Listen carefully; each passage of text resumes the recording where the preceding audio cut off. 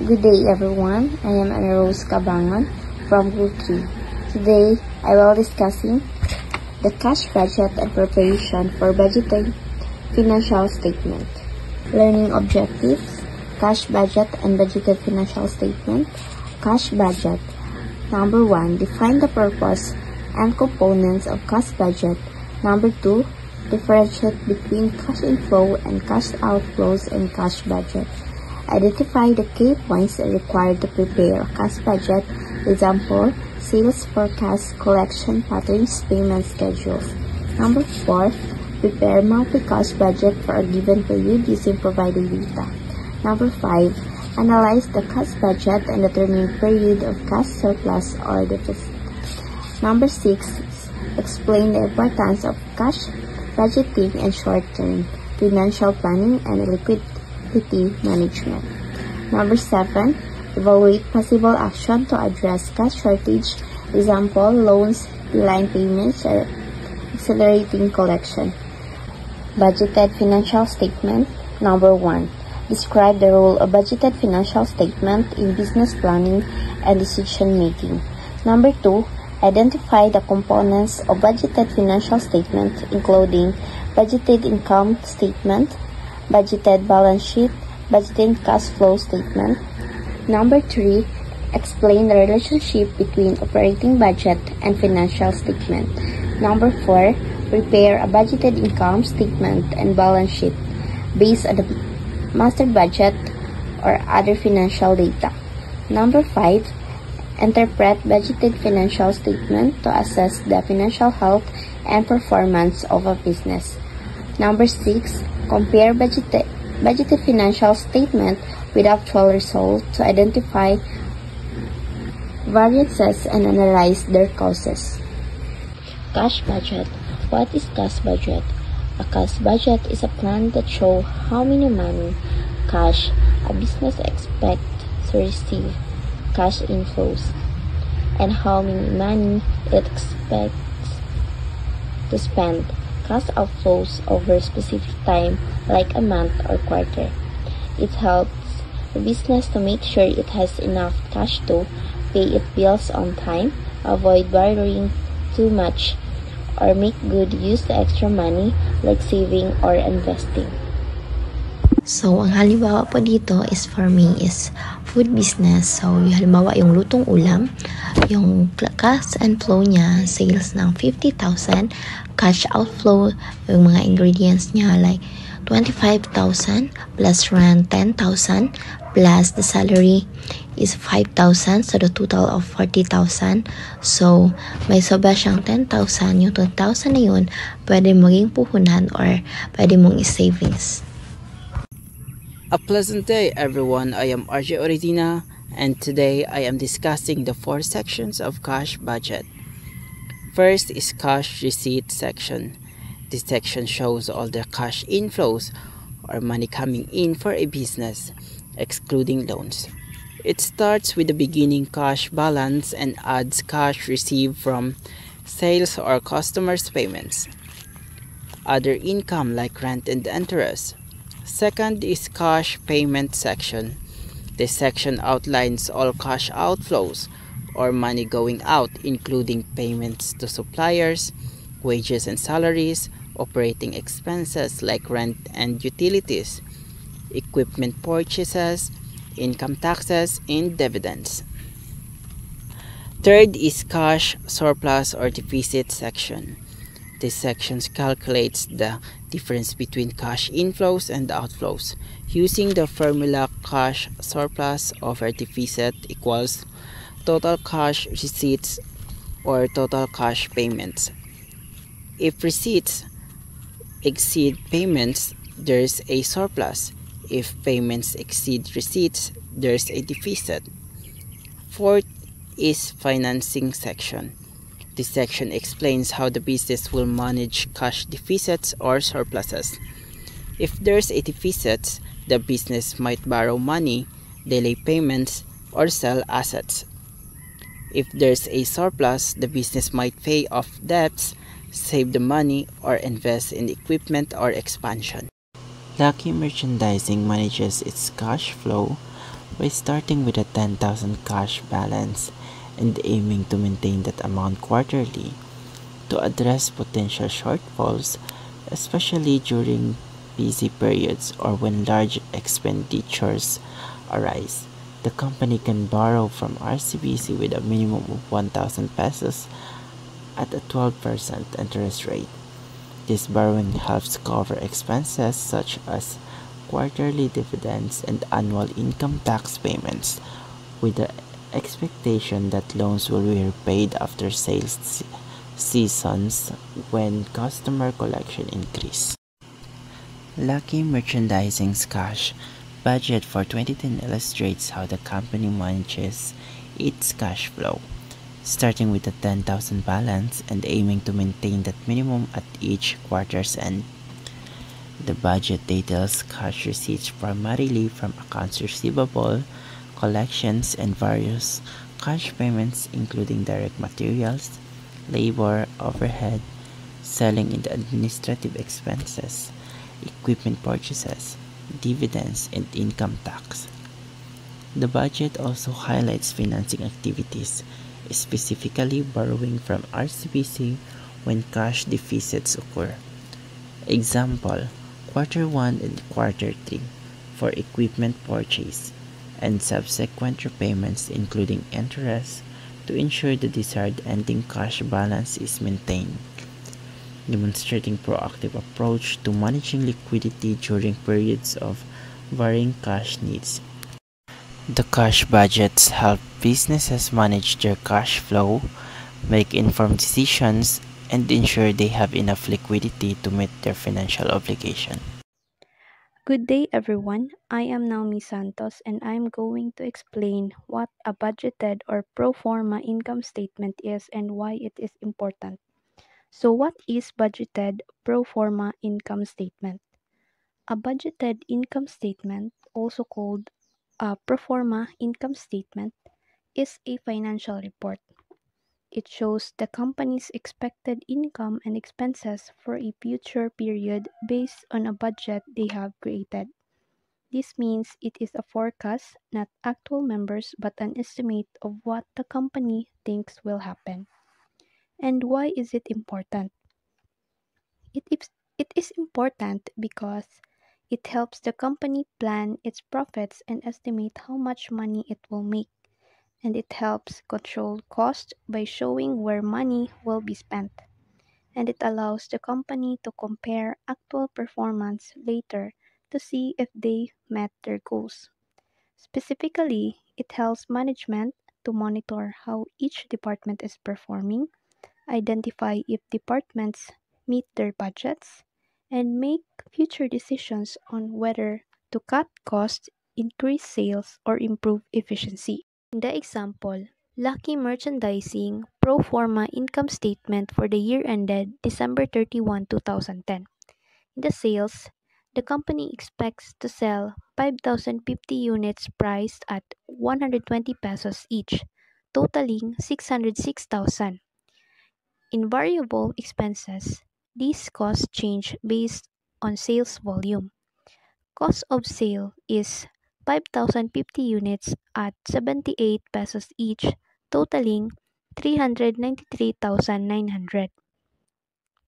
Then after subtracting variable expense and administrative expense, add 30,300 and it equals to 424,200. Then subtract the variable expense from sales, we get the contribution margin of 181,800 pesos. Then sa fixed expenses, na i-fixed factory overhead na 60,000 and na i-fixed selling and administrative expense na 48,000 totaling 108,000. Then i-subtract ang fixed expense na 108,000 sa contribution margin na 181,800 pesos. Tapos equals to 73,800. Mao na siya ang net income before interest and tax. Then after accounting for interest expenses na 1,440 and income tax 32% na 23,155, the net income is 49,205 pesos. So basically, this budgeted income statement helps the company plan ahead by estimating how much it will earn and spend. It's a useful tool for making informed business decisions and making sure the company keeps on track with its financial goals. A pro forma cash flow statement projects the expected movement of cash during a specified budget period. It helps businesses anticipate their cash position based on planned operations and transactions. The main components are operating activities, investing activities, and financing activities. The operating activities, this section involves cash generated or used from everyday business operations. For example, cash received from sales and cash paid for expenses such as salaries and materials. Then, investing activities, this covers cash used to buy or sell long-term assets. Examples include purchasing equipment or selling property. Then, financing activities. This relates to cash from borrowing funds or paying back loans, as well as transactions involving owners, such as dividend payments. Then, the purpose of this is to help management determine if the company will have enough cash to operate daily, invest in assets, and meet financial obligations like paying dividends or loans. Example based on Lucky Merchandising. Operating activities starts with net income 49,205. Adjust for non-cash expenses like depreciation 50,000. Adjust for changes in working capital, increases or decreases in accounts receivable, inventory, accounts payable, tax payable, resulting cash from operation 46,230. Investing activities, purchase of equipment costing 25,000, cash outflow. Financing activities, cash dividend payments 6,000, cash outflow. Net cash flow after adjusting cash flows from investing and financing, the company net increase in cash 15,230, adding cash at the beginning of the year 10,000, the budgeted cash at year end of 25,230. Lucky merchandising cash flow mainly comes from operating activities totaling 46,230. Despite spending on equipment 25,000 in paying dividends 6,000, the company increases in cash by 15,230, ending with budgeted cash balance of 25,230 at the year's end. Components of budgets. Budgets are essential tools in financial planning that help organizations manage their cash flow and investments efficiently. Understanding the components of a budget is crucial for maintaining financial health and achieving business goals. Why is a budget important? Budget is important because it helps avoid cash shortage. Budgeting allows organizations to plan their cash flow accurately, ensuring there is enough liquidity to meet expenses and obligations without facing cash shortage. And it guides better investment decisions. A well-prepared budget provides a financial framework that helps businesses make informed decisions about where and how much to invest, improving overall financial outcomes. Then it shows if operations are generating enough cash. Through budgeting, companies can monitor whether their day-to-day operations are producing sufficient cash to sustain business activities. And it complements the cash budget with a full financial picture. Apart from managing cash flow, budgeting integrates with other financial statements to give a comprehensive overview of the company's financial health and future outlook.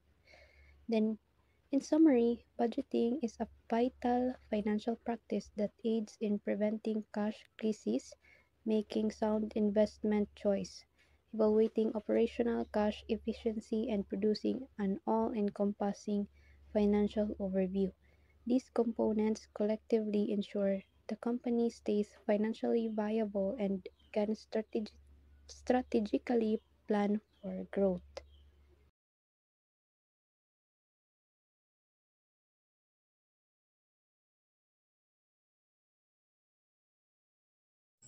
Good day everyone, my name is Jenny Cicerot and I will be reporting budgeted pro forma balance sheet. So a budgeted balance sheet shows the expected financial position of a business at the end of a future period or a year. It includes assets, liabilities, and equity. It is based on the previous year's balance sheet plus changes from other budgets such as cash, income, purchases, and etc. So why is it important? It's important because it checks if other budgets like cash, sales, expense are accurate, and it helps predict financial health and avoid problems. Also, it helps management make smart decisions before the year ends. Now I will be explaining the changes for the year ended December 31, 2009 and 2010. So for the cash, sa year 2009, nag-amount of 10,000. Ang 10,000 gikan to siya sa cash budget sa first part sa PPT. Dito sa cash balance beginning, nag-amount siya of 10,000. Dito siya gikuha. Then sa year 2010, na the amount siya of 25,229, which is gikan pod siya sa cash budget na cash balance ending na nag-amount of 25,229. So next is ang accounts receivable. Sa accounts receivable na year 2009, ang amount is 14,250. Tapos pag-abot sa year 2010, nag-increase ang amount from 14,250, naghimo siya og 82,500 sa 2010. Pwede ra i-minus ang amount sa 2009 na 14,250 ug ang amount sa 2010 na 82,500, then ang makuha na amount is 68,500. So ang 68,250 mao to siya ang amount na nag-increase. Next is ang raw materials inventory. Sa raw materials inventory sa year 2009, nag-amount of 1,590. Tapos nag-increase of 210 by the year 2010. So ang amount is nahimo na og 1,800. Sunod is ang finished goods inventory. For the finished goods inventory, ang amount sa year 2009 na 14,040, nag-increase of 1,560. So pag-abot sa year 2010, na amount nahimo na og 15,600.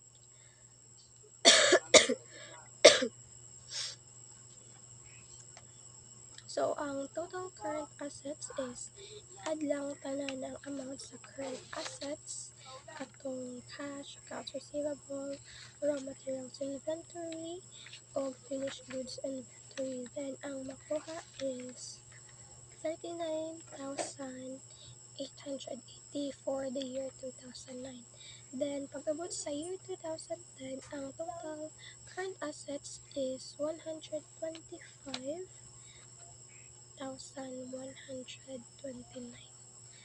Next is current assets.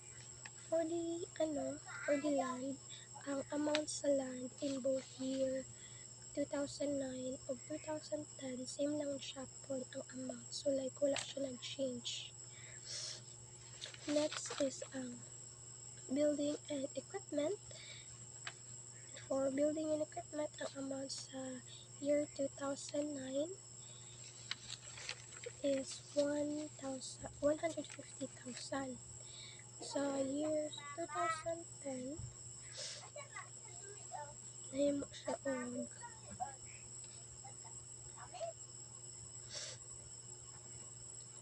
175,000.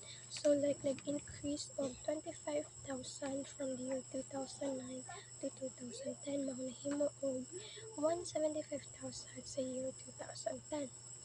Next is accumulated depreciation. For the accumulated depreciation, ang amount sa year 2009 is 90,000. Then nag-increase og 5,000 pag-abot sa year 2010, maong nahimo og 140,000 ang amount sa accumulated depreciation sa year 2010. 2010.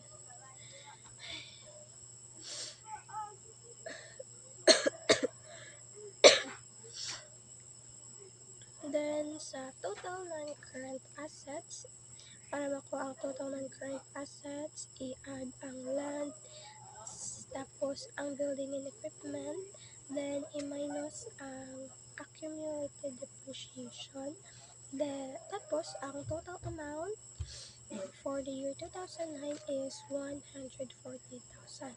Then, ang total non-current assets sa year 2010 is 115,000.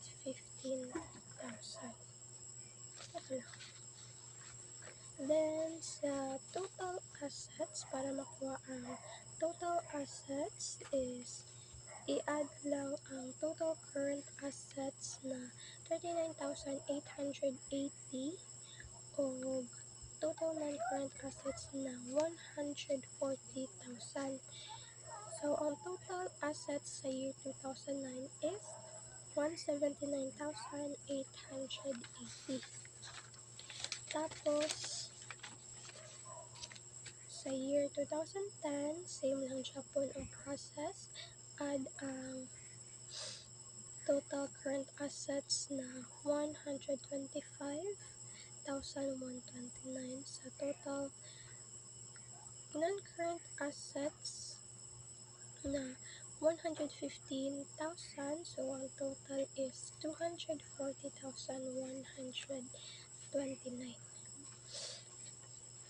Next is current liabilities. The current liabilities may accounts payable. Sa accounts payable, medyo nagbaba ang amount sa year 2010 compared sa year 2009. Kaya ang amount sa year 2009 is 3,300. Then pag-abot sa year 2010, nahimo na og 3,189. So, nagbaba ang account. So, next is ang income tax payable. For income tax payable sa year 2009, nag-amount og 6,000. Ang 6,000 was paid in March 2010 sa cash budget dun sa first part sa PPP. Tapos, sa year 2010, ang amount nahimo siya og 23,189. So, paunsa to siya nakuha. So, dito na sa proforma income statement, sa babaw, na net income before income tax, nag-amount og 72,360. Tapos, ang 72,360 gimultiply siya sa 32% gikan sa income tax. So, ang total is 23,155.2. Sorry. Ay, mali.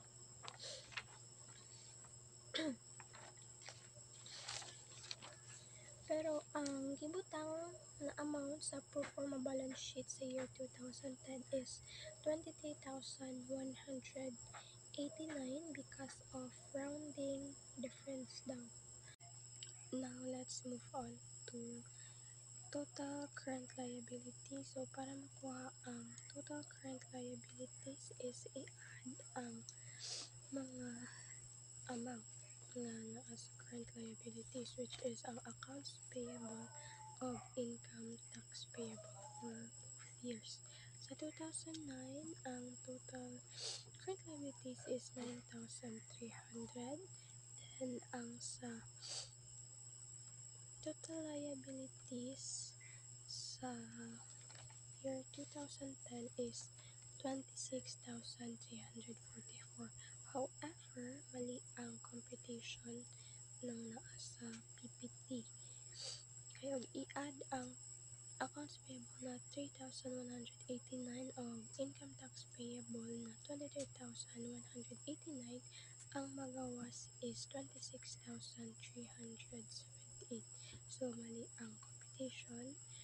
Instead na 26,344, ang tama na computation is 26,378. Ito ang total liabilities sa 2010. Next is stockholders' equity. So, sa common stock, wala changes in the amount. Silang Japon, ang amount for both years nga 114,999.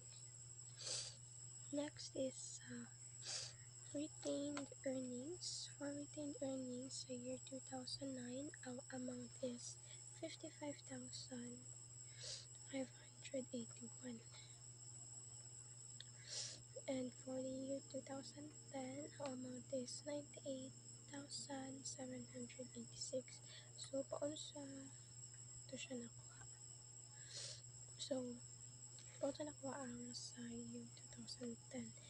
So, i-add ang 55,581 tong retained earnings sa 2009 sa 49,205 gikan sa na net income gikan sa budgeted income statement sa bagong sa PPT. So, ang magawas pag i-add sila is 104,786. Tapos, i-subtract ang 104,786 sa cash dividend na 1,500 per quarter. So, 1,500 times 4 is equals to 6,000. So, i-minus ang 104,786 sa 6,000. Ang total is 98,786. Mga na to siya retained earnings for the year 2010. Yan siya.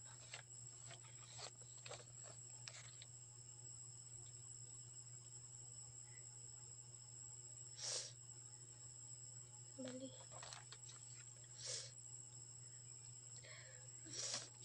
Next is total stockholders equity. Para makuha ang total stockholders equity is i-add ang common stock o ang retained earnings for both years. So, ang total amount sa year 2009 is 170,580. Tapos sa year 2010, ang total stockholders equity is 213,785. So, next is ang total liabilities and stockholders equity. So, para makuha niyo siya, i-add ang total liabilities of ang total stockholders equity for both years.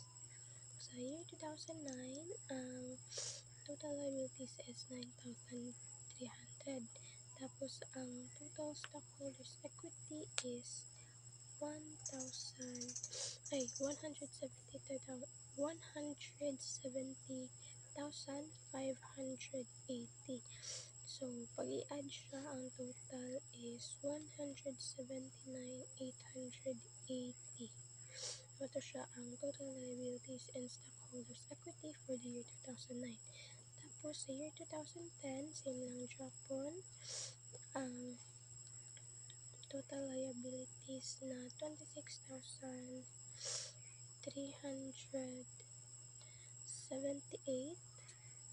i-add sa total stockholders equity na 213,785. So ang total is 240,129. Diyan muna. Hello, good day. I am Tishel May Lavarias and I will report about the budgeted financial ratios. So, first and foremost, what are budgeted financial ratios? So, they are the same ratios you already know yung topic na natin kay sir before. But, this ratio are calculated using your budgeted or projected income statement and balance sheet instead of actuals. So, think of them as a health check forecast for the coming period. So, they help you analyze the financial health kung magkakaroon ka ba ng enough liquidity or your profit is sustainable ba. And then, they also help you compare with your last year na income statement. So, are you improving ba or sleeping ba? So, ganyan siya. And then, they will help you adjust the budget early to hit targets. So, example, nagtatighten ng credit terms, mag-trim ka ng expenses, and then will adjust your inventory.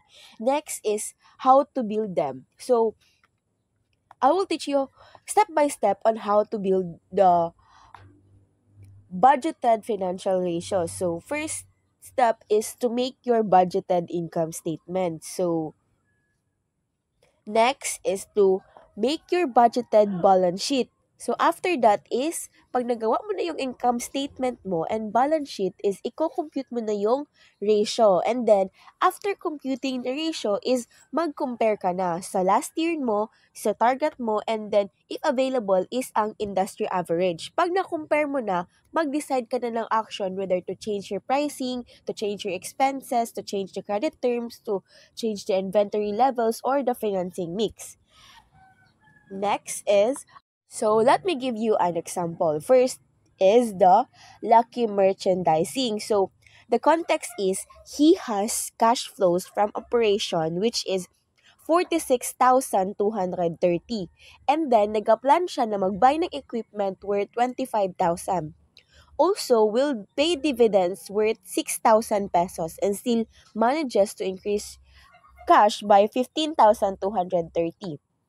So this means that they made a budgeted income statement and a balance sheet for the next year, and from those they computed budgeted financial ratios. So why budgeted ratios matter?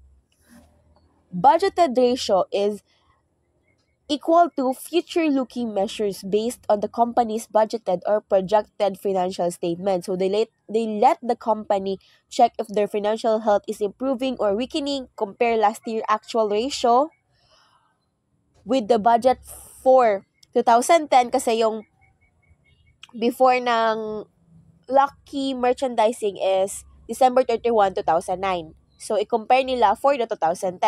Then next is decide whether they need to adjust the budget, cut expenses, borrow less, or boost sale.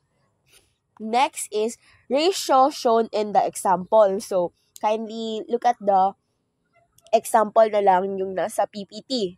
So, first ratio is the current ratio, which is, formula is current ratio equals current asset divide current liability. So, 2009, which is the actual, is 4.29.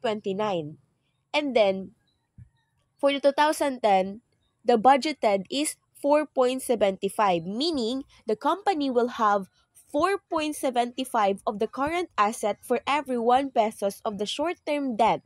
This means liquidity is improving so they can better cover obligations. Nagets ba? Next is we have the debt to equity ratio. So the formula for this is debt to equity ratio equals to total liabilities divide stockholders' equity. So for the 2009, the actual debt to equity ratio is 5.45%. And for the 2010, the budgeted debt to equity ratio is 12.32. So the company will be using more debt compared to its equity. Still a low ratio below 50% is usually safe, but it signals slightly higher leverage or risk than last year. Next, we have the rate of return on sales. So, or the net profit margin. The formula for this is net profit margin equals net income divide net sales. So, for the 2010 budget, they have the 8.12%. So, for every 100 pesos in sales, they expect 8.12 net profit shows profitability from operation after all costs. Next, we have the sorry. Next, we have the rate of return on total assets. So, ROA equals net income divide total asset. For the 2010 budgeted ROA is 20.49%. So, that means that every peso invested in asset is expected to generate 20 centavos of profit, a very efficient use of asset. Next, we have total asset turnover. So the formula for this is TAT equals net sales over total asset. For the 2010, the budgeted is 2.52. So assets are used to produce sales more than 2.5 times over the year. This means the higher this is, the more efficiently the company is generating sales from its asset. Next, we have how to interpret the changes. So, if nakuha nyo na yung paano mag-compute ng budgeted ratio, is aalamin mo naman kung paano siya i-interpret. So, first is sa liquidity. So, sa liquidity, that means that the liquidity improved. Current ratio went up and that is safer. Next is the leverage increase. More debts relative to equity but still manageable siya. Next is profitability, strong siya. Kasi net margin, which is the 8.12, and the ROA, which is the 20.49%, shows that they expect to earn well from sales and asset.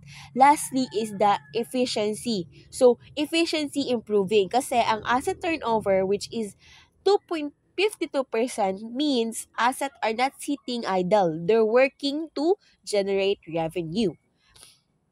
So the big takeaway for that is by comparing 2009 actual and 2010 budgeted, managers see what direction the company is heading. So if results don't look good, such as if too much debt but too little profit ba, they will revise the budget early instead of waiting until year-end losses happen. And ratios act as an early warning system and a decision-making guide. So, hoping to get siya. For conclusion, budgeting is more than just numbers. When we hear the word budgeting, many people think it's only about predicting income and expenses. But in reality, budgeting is planning and control tool that guides a business in almost every decision. So, why budgeting matters? Again, make better decision. A budget gives manager a roadmap. For example, if sales are expected to slow down, the business can decide early whether to cut costs, adjust prices, or launch promotion. Next is to avoid financial problems. By projecting cash inflows and outflows, budgeting helps spot shortages before they happen. Example, if the budget shows a cash deficit next quarter, the company can arrange loan ahead of time instead of running out of money. Next is improve efficiency and profitability. Budget highlights wasteful spending in areas where resources can be used better. Managers can compare actual result versus budgeted and quickly correct efficiencies. Next is to plan for growth. Budgeting forces management to ask how much we can expand. Do we need new equipment? Should we hire more staff? With these answers, the business can grow safely instead of blindly. Next is to control expenses and set targets. Budgets act like measuring stick. If expenses exceeds the budget, it signals overspending. If sales fall short of targets, management knows it needs corrective action. Next is what proper budgeting allows a business to achieve so they stay financially healthy, make smart investment, and prepare for future success. And lastly is a simple analogy. So think of a budget like map and a GPS for a road trip. It tells you where you are going, and how much fuel or money you need. And if you take a wrong turn or overspend, the GPS alert you so you can get back on track. Without it, you might get lost, run out of gas, or never reach your destination for the growth and success. In short, budgeting is not only predicting numbers, it's about making smart decisions, protecting the business from risk, guiding growth, and ensuring long-term success.